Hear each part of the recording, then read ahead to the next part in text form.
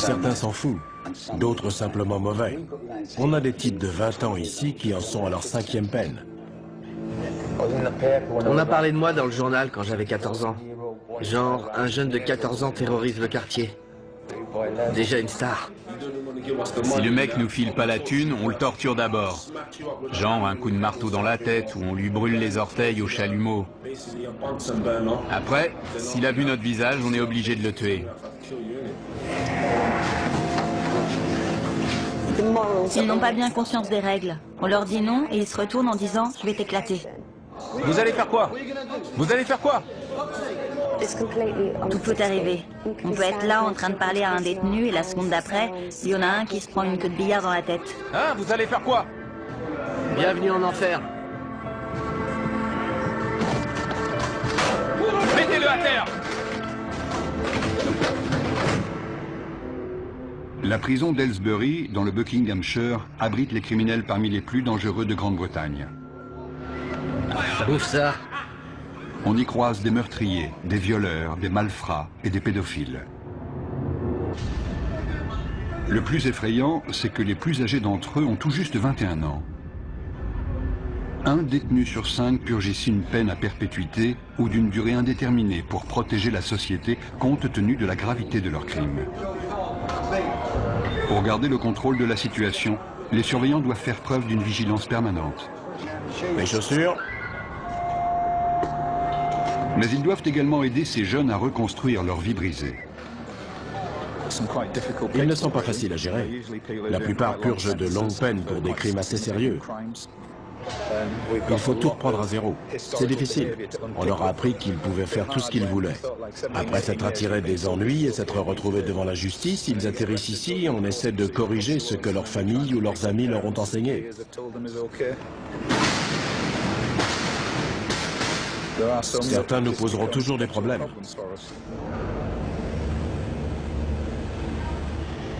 Aylesbury est un établissement redouté au sein de la population carcérale.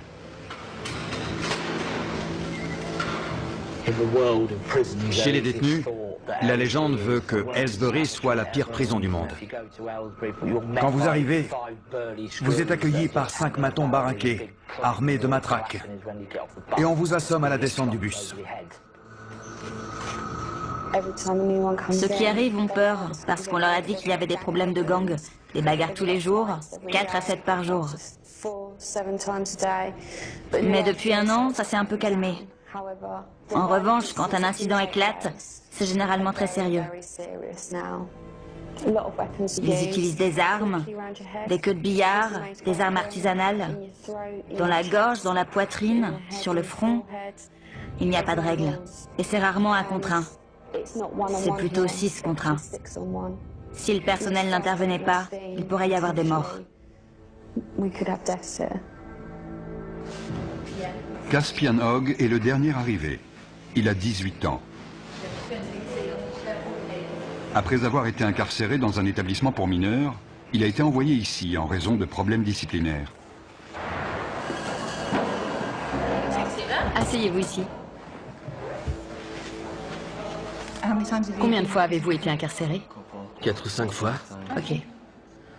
Quelle peine cette fois? 4 ans. 4 ans, d'accord. Avez-vous déjà pris de la drogue, de l'alcool ou autre produit assimilé? Ouais. Ok. Quoi précisément? Juste de la coke, du cannabis. Juste de la coke? Ouais. D'accord. Vous serez suivi par mademoiselle Morgan. Il y a des gangs dans votre quartier? Ouais. Vous faites partie de quel gang? Stratford Longside. D'accord. Vous avez des gangs rivaux? Ouais, les Farafil d'FMD. FMD? Ouais. Qu'est-ce qui vous oppose? C'est juste un gang rival avec qui on se frite en prison. En prison? Ouais, en prison. Donc c'est un gang de prison? Ouais. On est coincé toute la journée dans une cellule. On n'a rien à faire. Donc quand une baston éclate, c'est génial. Ça fait de l'animation. Ça fait passer la journée plus vite quand il se passe un truc. Dans le feu de l'action, on se bat pour survivre. Tu les défonces, ou alors c'est toi qui te fais défoncer. Moi, je me lâche. Si t'y restes, t'y restes. C'est comme ça.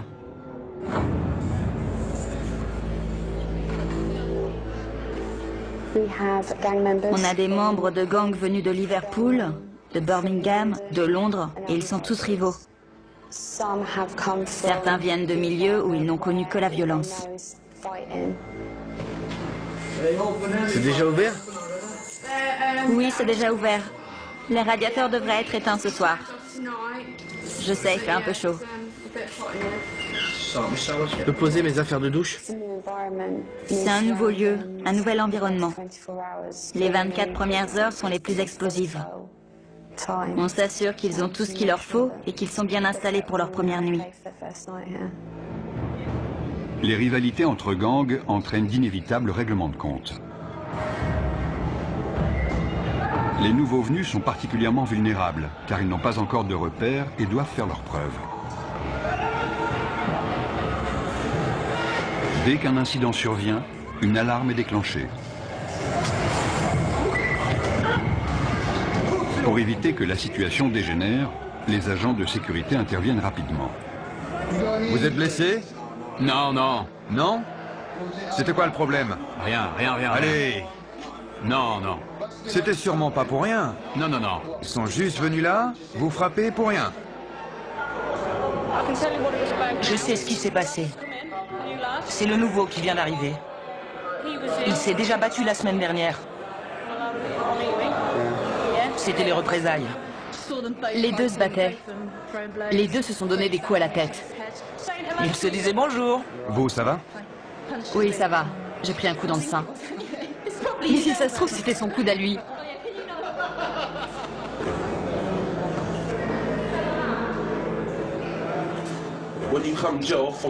Quand on vient de la rue et qu'on arrive en prison, c'est encore plus violent que dans la rue, parce que tous les mecs de la rue sont réunis au même endroit. C'est pire. J'ai grandi au milieu de la violence et j'aimais pas vraiment ça, mais en maison de redressement, on voit beaucoup de violence, alors on s'habitue. Et puis on finit même par aimer ça. Si je te connais, si je sais avec quel gang tu traînes, dès que je te vois, je t'éclate. Et si je sais que t'as planté un de mes potes, je te fais la même chose. Donc vous surveillez constamment les nouvelles arrivées dans votre bâtiment? Ouais. Ils en ont mis dans l'LC, juste à côté. Si je les croise, je les défonce direct. C'est clair. Le quotidien en prison, c'est pas la joie. Vous pouvez être le mec le plus balèze avec la plus grosse réputation, il faut quand même surveiller vos arrières. On est tout le temps parano, tu vois. On est sur nos gardes tout le temps, on surveille les autres. On est tous des criminels ici. Comme je l'ai dit, des fois mon but c'est de faire mal à quelqu'un. Des fois je me réveille le matin et je suis pas d'humeur pour ça. Sérieux. Et des fois je me dis que je vais lui mettre la raclée de sa vie. Je me dis, quelle différence ça fait. Je sais qu'il me reste que 10 mois à tirer, mais autant aller lui régler son compte. Au cours de leur période d'intégration, avant d'être installés, on propose aux détenus de travailler ou de suivre des cours.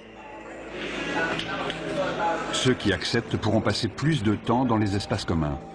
Il n'y a que 3 surveillants à cet étage et jusqu'à 50 détenus peuvent sortir de leur cellule. C'est le moment dangereux de la journée. Il faut rester très vigilant. On peut avoir tendance à se relâcher parce que 90% d'entre eux sont très corrects. Mais il faut se méfier, c'est notre boulot. La situation peut dégénérer à tout moment. Caspian et 2 nouveaux arrivants ont forcé le passage pour s'introduire dans une cellule.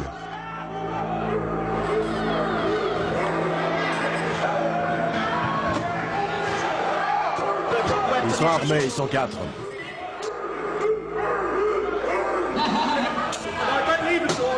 Les détenus ont barricadé la porte. Les surveillants ne peuvent pas entrer. Je veux voir tous les détenus dans leurs cellules.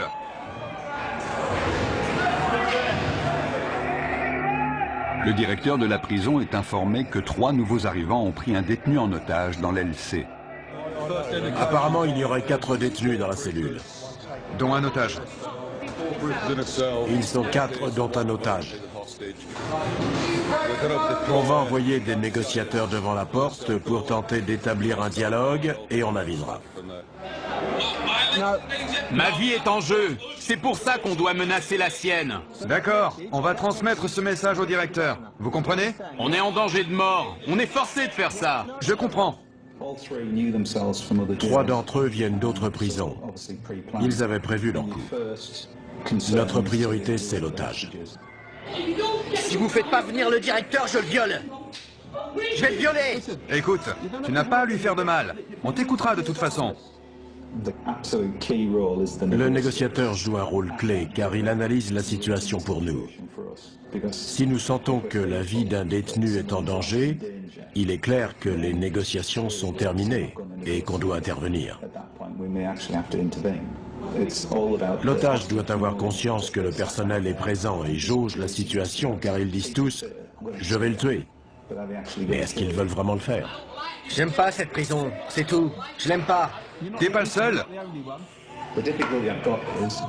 Mon problème, c'est que j'ai beaucoup de prisonniers qui ne sont pas heureux d'être ici. Si on commence à parler de transfert maintenant, j'aurai une autre prise d'otage dès cet après-midi, car certains vont se dire « Oh, il suffit de prendre un type en otage pour se faire transférer. » Je vais lui trancher le cou et le vider de son sang. Il a menacé de le violer et de lui trancher la gorge. Non, le cou. De lui trancher le cou. Je vais vous dire. Écoutez-moi. Vous me prenez pas au sérieux? Si, croyez-moi.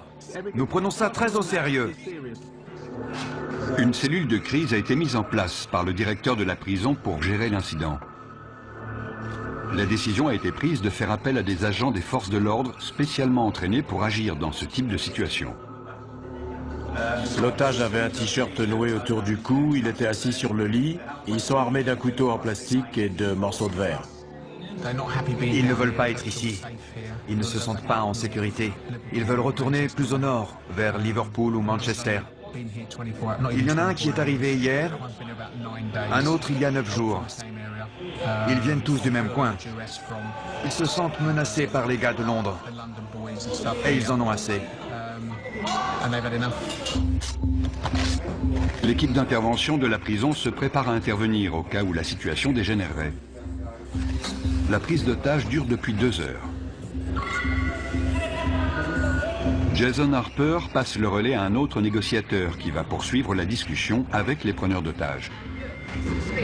Écoutez-moi, d'accord? Je ne vais pas vous mentir. Je vous ai dit tout ce que je savais. La température de 40 degrés n'arrange pas la situation. Il s'est effondré au sol. L'otage a perdu conscience. Tournez-le sur le côté. Tournez-le sur le côté et mettez-lui la tête en arrière pour qu'il puisse respirer. Oui, voilà, sur le côté. Darren, c'est Andy.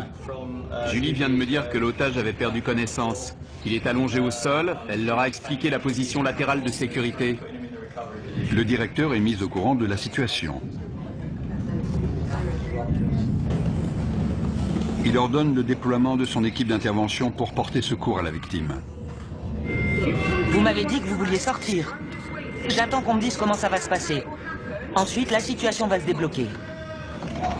Au bout de 3 heures, les preneurs d'otages acceptent de se rendre calmement. Où il est? Je veux le voir. L'otage, il sort en premier? Non, il sort en dernier. Comment tu t'appelles? Caspian. Les mains sur la tête. Sors calmement, par ici. Caspian Hogg, l'initiateur de cette prise d'otage, est conduit vers le quartier disciplinaire. Le détenu qui est arrivé hier venait déjà du quartier disciplinaire de son précédent établissement. Il est connu pour des faits de violence, d'agression de personnel, de port d'armes, de barricades. Il a tout fait. Il vient du nord du pays. Il a beaucoup d'influence sur les autres et il s'en est servi. Mais on est formé pour ces situations, donc ça va aller. On va descendre au quartier disciplinaire pour une fouille intégrale. Je suis le responsable, donc j'y participerai. Chacun sera tenu à l'isolement en attendant qu'une punition soit décidée. Nous sommes responsables des détenus les plus problématiques de l'établissement. S'ils enfreignent les règles ou s'ils présentent un risque pour les autres ou pour l'établissement, ils sont envoyés au quartier disciplinaire pour une période donnée. Notre priorité, c'est de calmer les prisonniers énervés et de leur faire entendre raison. Il faut aussi qu'on soit attentif à tout comportement potentiellement violent. Hé, Casse-Speed! T'as réussi? J'y suis presque, mon pote. Presque. Beaucoup m'ont dit qu'ils avaient essayé de travailler et d'être de bons citoyens, et qu'ils avaient trouvé ça trop difficile. Mais ils sont très jeunes, vous savez. Les détenus seront punis pour les dommages qu'ils sont en train de commettre. Je suis resté trop sage. J'étais stressé. Il me fallait un truc à faire. J'ai saisi ma chance. En plus, j'étais pas tout seul. Le gamin qu'on a pris en otage, c'est le seul de toute l'aile que j'aime pas. Alors je me suis dit que j'allais me le faire. Mais on lui a pas fait mal, on lui a rien fait. Ils m'ont frappé au visage et dans les côtes, en me traînant avec eux. Ensuite, l'un d'eux m'a attrapé par derrière et m'a fait asseoir sur le lit. Il me tenait comme s'il voulait me briser la nuque. Les deux autres frappaient la porte avec des boules de billard dans des chaussettes. Ils ont cassé ma télé et ils m'ont mis des bouts de verre sous la gorge. Ils ont dit qu'ils allaient me la trancher. Ensuite, ils m'ont dit de me déshabiller complètement et ils ont dit qu'ils allaient me violer. Qu'est-ce qui s'est passé? Rien, rien. Ils disent qu'on a pris un mec en otage et qu'on l'a agressé dans sa propre cellule. Ils ont appelé la police et on est à l'isolement pour l'instant. Vous dites que vous ne l'avez pas pris en otage? Non, on a juste barricadé la porte, c'est tout. J'ai toutes ces pensées qui ont défilé dans ma tête. Je savais pas si j'allais en sortir vivant. Je connaissais pas ces mecs. C'était le truc le plus flippant de ma vie. Pourquoi vous avez fait ça? Franchement, j'ai pas eu de visite depuis 6 mois, depuis qu'ils m'ont mis ici. J'essaie de retourner dans le Nord. Il n'y a que des mecs de Londres ici, je veux retourner chez moi. C'est pas ma prison, je veux être dans une prison de chez moi. Je suis tombé dans les pommes. Je me souviens juste qu'ils étaient en panique. Ils croyaient qu'ils m'avaient tué. Si on continue les conneries, si on agresse les surveillants, ils nous transféreront. Ça va, Liam? Ouais, et vous? Pas trop mal. J'ai connu des jours meilleurs.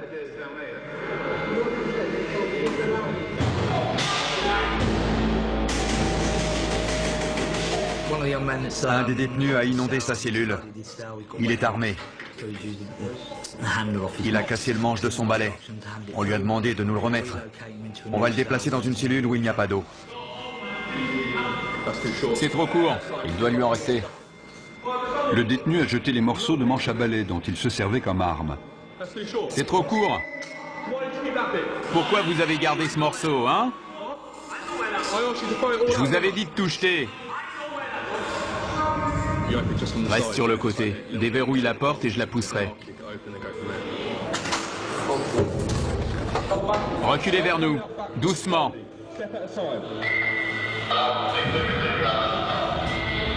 Ne vous retournez pas. Restez face au mur. Le détenu n'a pas obéi et s'est retourné. À partir du moment où on ouvre la porte, les négociations sont terminées. Soit il se rend, soit on intervient. Arrêtez de bouger. Si vous faites pas ce que je vous dis, on devra de nouveau vous immobiliser. C'est compris? Ouais. Super, allez, debout. Tu lui maintiens la tête pendant qu'on le lève. Vous avez entendu? On tourne. On utilise la force que quand c'est nécessaire et de manière proportionnée, mais ça fait forcément mal. Fouille intégrale. Il va maintenant être fouillé intégralement au cas où il aurait dissimulé une arme.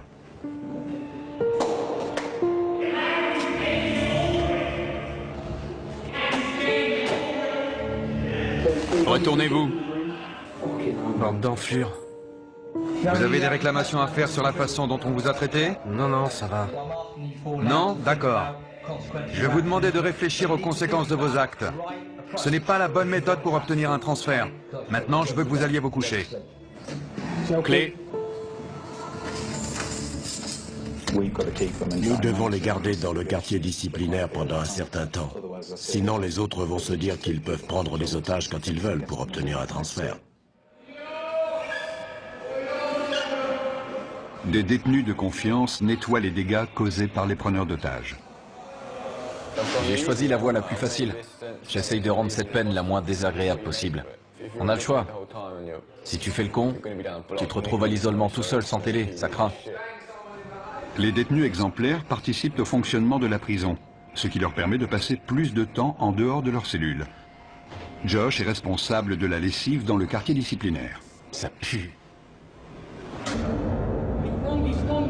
Dans le quartier disciplinaire, Caspian se plaint d'entendre des voix dans sa tête et demande une aide psychologique.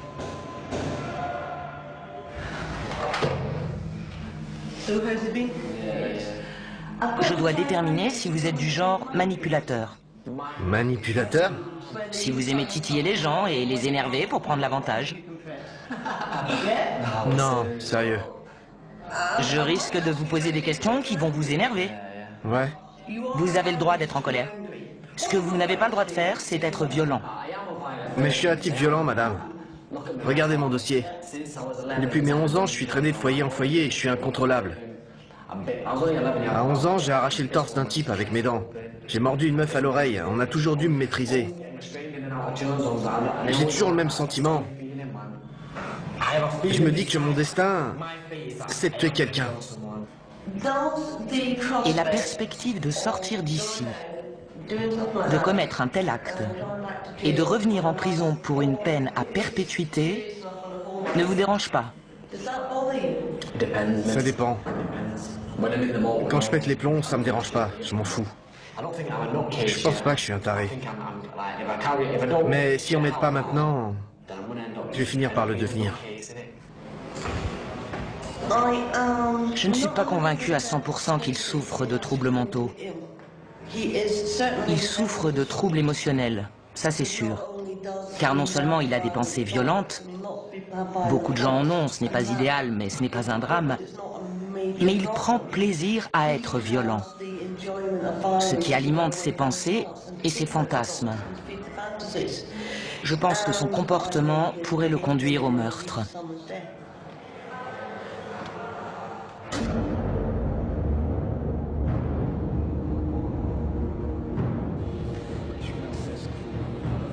Liam Brennan, l'un des 3 preneurs d'otages présumés, a demandé un rendez-vous avec son avocat pour préparer sa défense.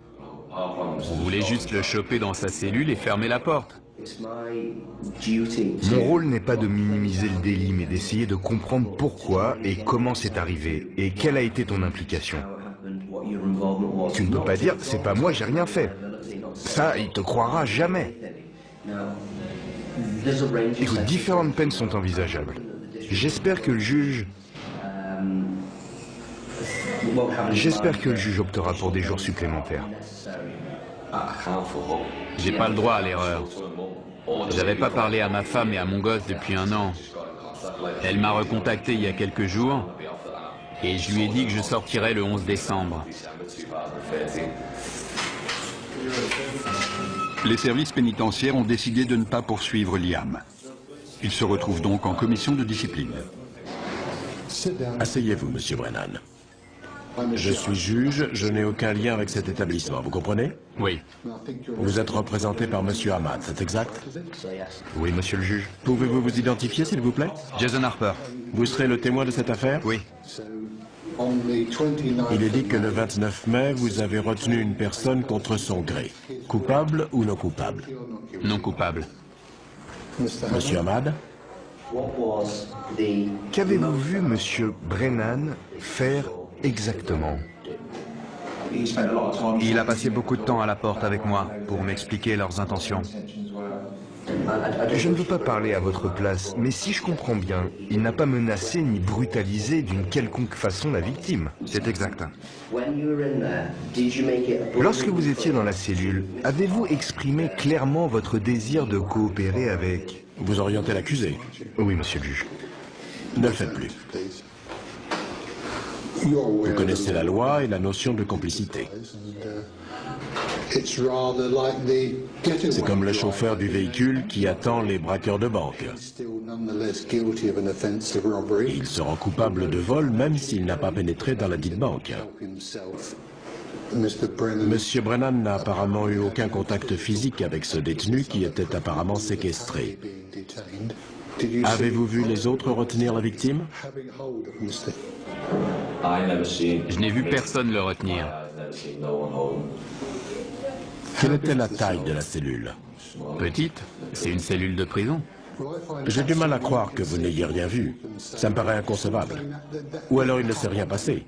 Parce que sinon vous l'auriez forcément vu. C'est ça que vous me dites? Je dis pas qu'il s'est rien passé. Je dis juste que j'ai rien vu. Je regardais de l'autre côté, vous avez entendu Monsieur Harper. Je lui ai parlé pendant un long moment. Il est très clair pour moi que vous étiez tous les trois complices dans cet incident et je n'ai aucune hésitation à vous déclarer coupable. Je vous impose 32 jours de détention supplémentaire. Vous avez tout compris? Oui, j'ai compris. Cette procédure est terminée, merci. Pourquoi n'a-t-il pas été mentionné que la victime avait été dénudée et menacée de viol? Ça m'a surpris. Ouais, ça m'a étonné aussi. C'est mon jour de chance. L'agression n'a pas fait l'objet d'une poursuite pénale car la victime a eu trop peur pour témoigner. Dans le quartier disciplinaire, tous les privilèges, y compris la télévision, sont retirés.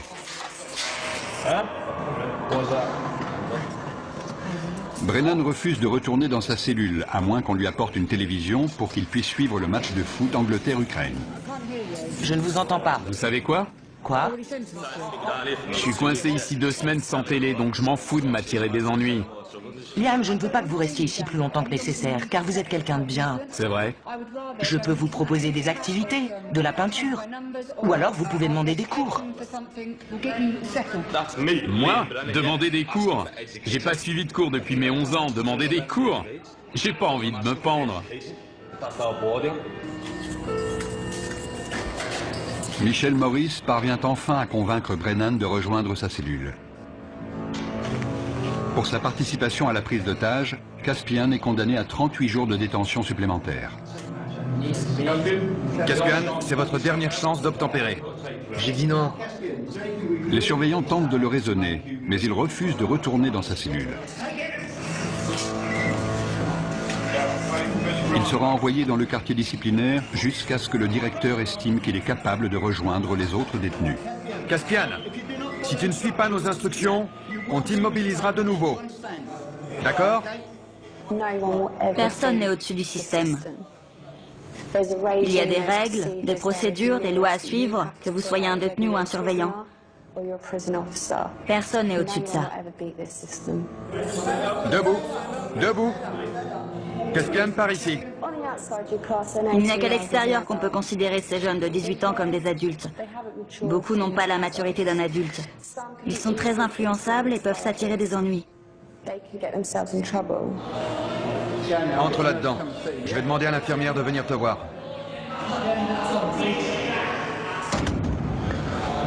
S'ils me remettent avec les autres, je vais vous dire la vérité. Je vais faire mal à quelqu'un. Sérieux, je déconne pas. S'ils me remettent là-bas, je vais choper un de ces connards et je vais le défoncer comme il faut. Je suis sérieux. J'ai l'impression d'avoir une double personnalité. Tout m'énerve, tout le monde m'énerve. J'aimerais parler à quelqu'un, mais j'ai la tête en vrac. J'ai l'impression qu'elle est énorme. Il y a tellement de trucs là-dedans, je me sens vraiment en colère. Je suis en rogne. Il y a certains détenus que je n'aimerais pas voir libérés avant très longtemps. Parfois, on travaille avec eux simplement pour les aider à gérer le fait qu'ils sont en prison. Mais je n'ai jamais rencontré de détenu que je ne pensais pas pouvoir aider à répondre à son environnement de façon plus positive.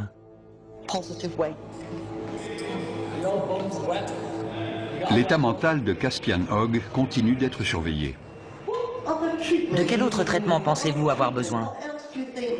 Est-ce que vous pensez que je peux faire autre chose pour vous aider? Non, rien. Il n'y a rien d'autre que vous puissiez faire. Pensez-vous que vous avez besoin d'apprendre à contrôler vos émotions? Non, je crois pas. Je connais mes émotions et je crois plutôt que j'en ai pas assez. J'essaie de pleurer, mais j'y arrive pas. Je peux pas pleurer. Sauf des fois, ça vient sans prévenir, ça arrive. Vous voyez de quoi je parle? Je pleure pas quand il se passe un truc triste. Ça m'arrive même de rire. Pour vous, est-ce plus normal de penser à ce que ressentent les autres ou de ne pas y penser? Ça dépend des moments. Là, c'est moi, je suis là, je vous aime bien. Vous me comprenez? Mais si vous tombez sur moi un autre jour, quand je suis en mode furieux, je vois des choses différemment. Tout est en vrac. Je pense comme un psychopathe. Quand j'étais gosse, j'ai jamais voulu devenir policier ou ce genre de truc. Déjà, quand j'avais 8 ou 9 ans, j'ai toujours voulu tuer des gens. Mon père s'est fait assassiner quand j'avais 6 ans. C'est un truc de dingue, quoi. Depuis, c'est le brouillard. C'est le bordel dans ma tête. Jeudi, je vous ai pris rendez-vous avec un psychiatre. Cool. Je ne sais pas à quelle heure ce sera. Ok. Il vous prescrira peut-être des médicaments. Je serais content s'il m'en donne. Mais s'il m'en donne pas, je serai en rogne. Ça vous mettra en colère? Ouais, carrément. Je suis convaincu qu'on ne naît pas bon ou mauvais. On apprend de notre environnement comment réagir au monde qui nous entoure. Et certains apprennent que la meilleure façon de réagir à ce monde, c'est par l'agression ou la violence. Super papa, tu sais comment je t'aime? Et quand tu l'ouvres, c'est marqué gros comme ça. Le père de Caspian a été assassiné quand il avait 6 ans. Il est donc très conscient de son rôle de parent. Je veux pas que mon fils grandisse dans les mêmes conditions que moi. J'avais 14 ans quand je l'ai eu, mais j'ai vieilli. À l'époque, j'avais pas toute ma tête. Je faisais que fumer de l'herbe, voler, j'étais débile. J'étais un gamin, donc je faisais des trucs de gamin. Maintenant, j'ai mûri. Il faut que je prenne mes responsabilités pour mon fils. Je veux qu'il aille à l'école pour qu'il soit intelligent. Je veux pas qu'il finisse comme moi dans la rue ou en prison. Qu'il soit obligé de commettre des crimes. Je vais être là pour lui, qu'il puisse me parler ou me demander de l'argent quand il en a besoin. Je vais être un père pour lui, c'est tout. Il faut que je sois un bon père. C'est con de jamais le voir, c'est vrai. C'est horrible. Il faut tenir le coup et pas lâcher l'affaire. Je peux lui parler de temps en temps, c'est déjà ça. Devon avait 15 ans quand son fils est né. À l'époque, je voulais pas de gosse, tu vois. Mais c'est arrivé comme ça. Elle m'en parlait tout le temps. Et alors je me suis dit, pourquoi pas? Quelqu'un va peut-être te régler ton compte demain. Tu sais pas où tu vas finir, alors autant pas perdre de temps. Vous avez vraiment pensé à la mort à ce moment-là? Ouais, évidemment. Dans mon quartier, il y a beaucoup de violence. Des gens meurent tout le temps. On n'est jamais à l'abri, ils peuvent vous dégommer quand vous traversez la rue. Pour certains détenus, le téléphone est le seul moyen de rester en contact avec leur famille. Ouais, tu me manques, bonhomme. Non, tu peux pas venir me voir. Papa est occupé. Papa nourrit des animaux. Je sais pas comment ça se met. Je veux pas que ça lui tombe dessus. Dans la chapelle de la prison, Josh se prépare pour la fête des pères.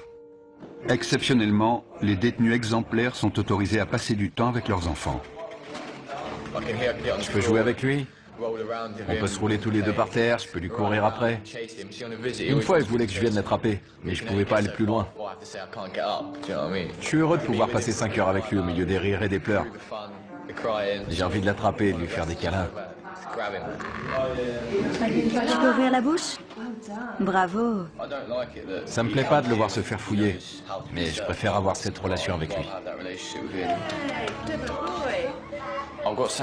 J'ai de bonnes raisons de changer. J'ai un gosse et une fiancée, une famille qui a besoin de moi. Pour être honnête, si j'avais pas ma famille, je me serais sûrement pas comporté aussi bien. Viens là, mon grand. Ils ont besoin de moi. Ils comptent sur moi pour sortir d'ici. Où elle est, ta cape? Tu fais ton timide? Si je me comporte bien, je retrouverai ma famille. C'est simple. Si je joue le jeu, je gagne tout. Sinon, je perds. Comment ça va, ma belle? Oh, arrête.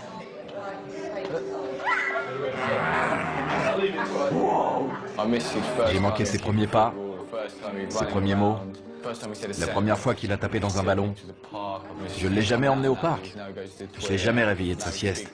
Maintenant, il va sur les toilettes, il me dit qu'il est grand. C'est toutes ces petites choses. J'ai tout manqué. Je veux être là pour le border le soir, pour me réveiller avec lui. La nuit, il vient dormir avec sa maman. Je veux être là quand il fait ça.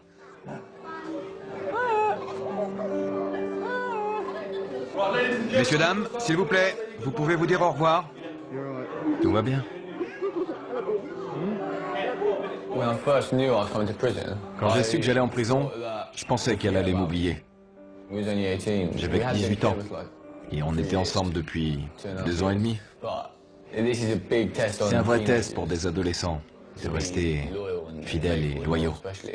Quand on est en prison, on ne pense qu'à ça. Il faut pouvoir compter sur quelqu'un de confiance pour traverser ça. Sinon, on craque. Je pourrais être là toutes les nuits à imaginer qu'elle me trompe.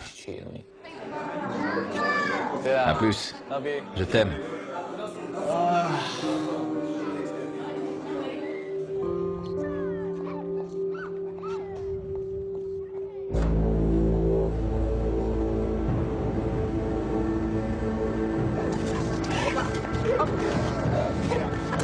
Des chiens de détection arrivent à Aylesbury pour y rechercher de la drogue ou des objets de contrebande. Il y a beaucoup de dealers en prison, et ça ne risque pas de s'arrêter. Il y a de l'argent à se faire. Les téléphones portables sont aussi un problème sérieux. C'est pour ça que les chiens sont capables de les trouver. Ils peuvent être utilisés pour planifier des évasions ou tout autre type d'événement. On fouille des cellules tous les jours. Et tous les jours, on trouve des choses. Sortez de votre cellule. Quand ils voient les chiens, certains se précipitent pour cacher leur matériel. On demande aux détenus de sortir de leur cellule pour que les chiens puissent travailler tranquillement. C'est n'importe quoi, il va renifler partout. Comment savez-vous qu'il a trouvé quelque chose? Il s'immobilise et pose son nez sur l'endroit concerné. Si c'est hors d'atteinte, il reste assis et regarde dans la direction de l'objet.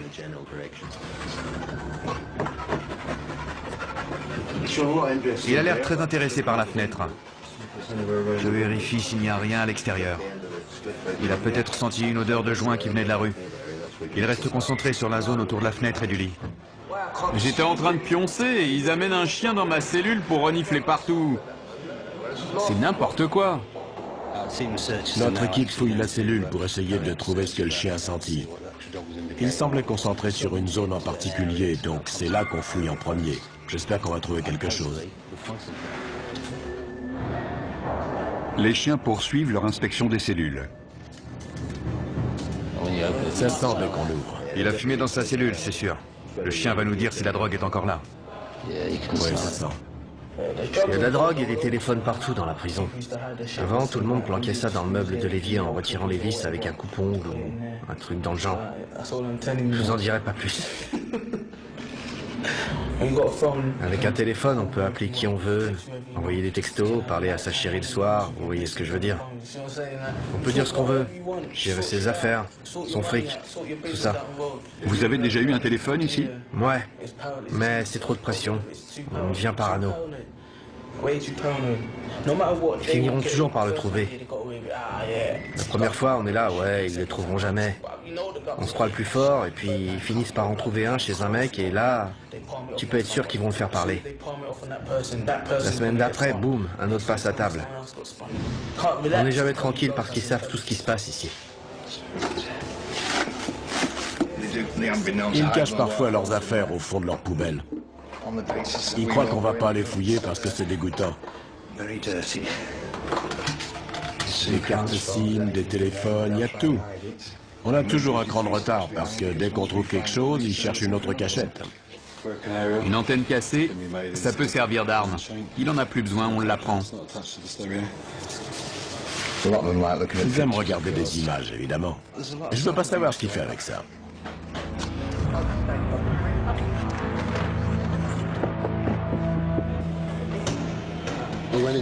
Dans une cellule, on a trouvé un téléphone avec un chargeur.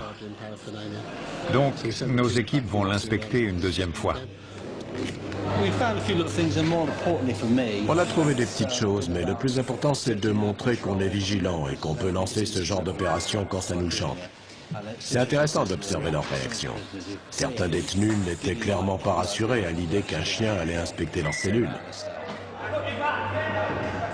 5 semaines après avoir pris en otage un codétenu, Liam Brenham retrouve son ancienne cellule. Mate mes affaires, elles sont trempées. C'est pas grave, il y a tout, non? C'est une photo de mon fils, ça. C'est pas normal, non? Qu'est-ce qui se passe? C'est quoi le problème? C'est lui le problème. Si ça te pose un problème que j'ai pris l'autre en otage, je suis là, je t'attends. Sinon, casse-toi. Liam. Vous trouvez ça normal? La photo est trempée, mes chaussettes aussi. Et il me dit que c'est pas grave. Arrêtez de crier, d'accord? N'empirez pas la situation. La cellule a dû être fouillée. C'est ça la fouille? Sérieux? C'était collé à la base. Écoutez, le lendemain, on a mis un cadenas sur votre porte. Vous l'avez vu? On n'a pas ouvert cette cellule depuis 5 semaines. Et alors? C'est ma faute peut-être? Je n'étais pas là. Je ne sais pas comment ça s'est passé. Mais est-ce que ça vaut vraiment le coup de vous attirer encore des ennuis? Non. Vous ne croyez pas? Non, mais ça m'énerve qu'ils me disent ça. Oui, mais vous venez juste de revenir. Le mieux, c'est de faire profil bas. Tout ce que les surveillants de cette aile savent de vous, c'est que vous avez pris un codétenu en otage et que vous avez causé des problèmes pendant votre isolement. C'est la seule image qu'ils ont de vous, vous comprenez? Vous en avez conscience? Ouais. Ils n'arrêtent pas de dire que les surveillants leur manquent de respect. Mais ce sont eux qui sont grossiers avec nous, qui nous manquent de respect et qui voudraient qu'on prenne des pincettes avec eux. Comme s'ils étaient des gosses à qui on devait apprendre les règles de la prison. Ils ont entre 18 et 20 ans, et ils sont censés être adultes et savoir rester respectueux. Un bon comportement peut permettre aux détenus d'être transférés plus près de leur domicile. Quand j'ai Tasha au téléphone, j'entends les mouettes derrière elle. Quand je serai transféré, elle sera tout près de moi. On partagera le même ciel, on sera au même endroit, on entendra les mêmes choses. C'est comme si je rentrais déjà chez moi. Josh va purger le reste de sa peine à proximité des siens. Soucieux de contrôler ses pulsions violentes et de rentrer chez lui, Caspian a accepté de prendre des antipsychotiques. Ça calme ce qui se passe dans ma tête. Et ça marche? Ouais, dans un sens. Mais c'est pas génial. Je me réveille le matin, il y a des taches de bave sur le drap. J'ai même pas d'oreiller, j'ai carrément oublié. Est-ce que vous vous sentez mieux? Est-ce que ça a calmé vos pensées? Ouais, les pensées ont disparu, mais le problème, c'est l'état dans lequel ça vous met. J'aime bien être un peu défoncé, mais là, j'ai l'impression d'être un zombie, tu vois. Genre, un taré sous médoc. Le mec complètement à la masse. C'est pas bon, ça. Les fantasmes, les pensées violentes, les désirs de meurtre et de notoriété liés à ces meurtres ont grandement diminué. Il a même expliqué qu'il avait parfois la tête vide. J'aimerais maintenant travailler avec lui pour qu'il essaie de comprendre ce qui se passait dans sa tête et qu'il sache où demander de l'aide si ses pensées venaient à ressurgir.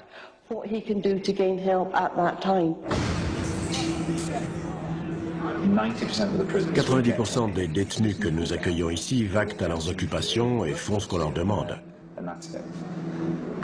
Il peut y avoir de petits incidents, mais c'est tout. Ce sont les 10% restants qui causent la majorité des problèmes. Ils ne veulent pas rester tranquilles ni faire ce qu'on leur dit. Ils se rebellent constamment. Ils essaient de créer le désordre pour saper notre travail.